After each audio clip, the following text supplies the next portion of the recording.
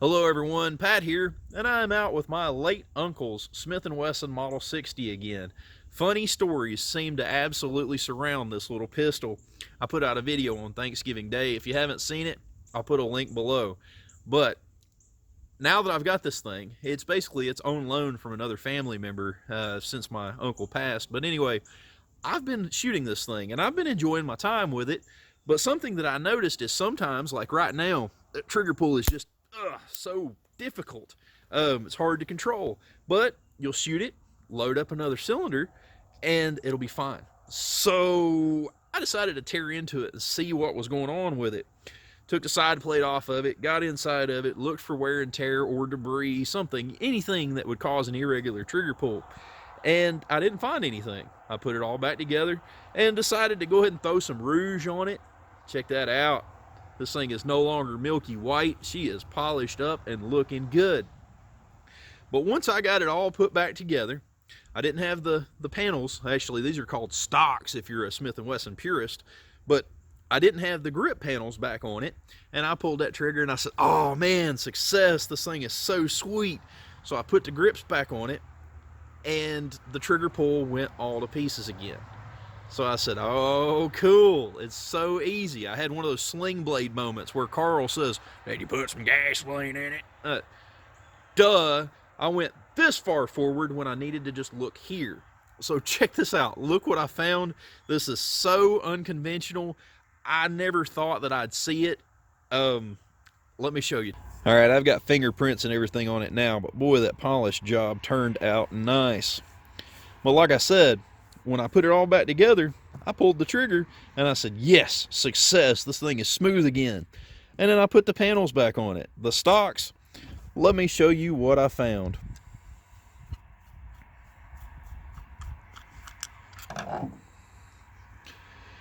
Now, they don't fit that badly.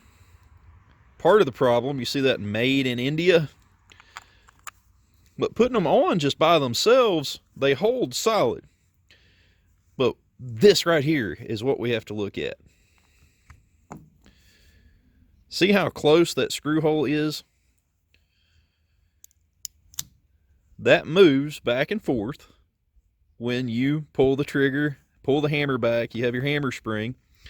But anyway, basically, with that screw riding right there on that rod, that trigger pull was horrendous. See, now it's not that bad. But like I said, that little brass trunnion there, that's where your screw goes. They just drilled that hole way too closely. But look at this. This was the hidden thing. Someone knew about this a long time ago. See where it's been riding right there on that screw? Somebody went through the trouble to clock that screw. I don't know if my uncle did it or if he got this revolver secondhand.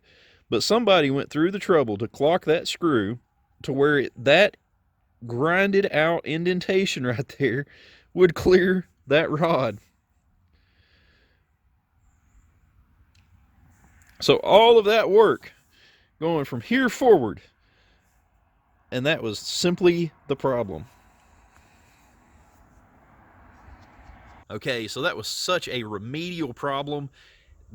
I never would have expected a set of stocks to affect a trigger pull, but if they'd have placed that brass trunnion maybe a 1/16 of an inch one way or the other, we would have never had this problem. But at least I've gone completely through the pistol. It's fully inspected, it's polished up, it is cleaned up, and it is ready to go. This thing is probably looking and feeling better than it did when I was a baby, because this thing was made between 65 and 82, and I was born in 82. So now we've got this thing 100%, and I have contacted Altamont Company, placed an order with them, and I have got a set of grips coming that are going to change the profile of this.